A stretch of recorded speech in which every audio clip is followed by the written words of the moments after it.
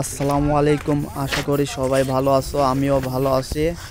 আজকে চলে আসলাম কৃষকের মাঝে ধান দেখতে। কিছু কথা মামার ধান শোধ করবো আমার নানা থেকে, দেখি আমার নানা কি বলে।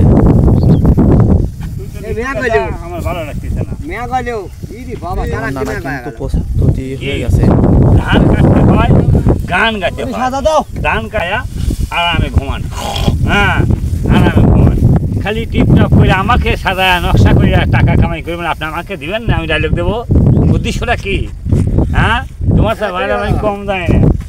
হ্যাঁ, ওয়ান ফিএম দিস বাংলাদেশ বিতার খবর পড়ছে বেলায় একটার খবর।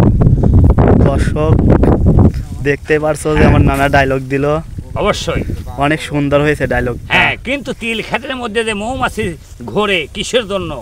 মধু সঞ্চয়ের জন্য, মধু খাওয়ার জন্য। আমরা বাড়ির থেকে চলে আসি মাঠে মধু সঞ্চয়, সে হলো আমাদের ধান ফসল। আমরা কাটবো, বাড়িতে নেব, নিয়ে সেদ্ধ করব, চাউল বানাবো, খাবো।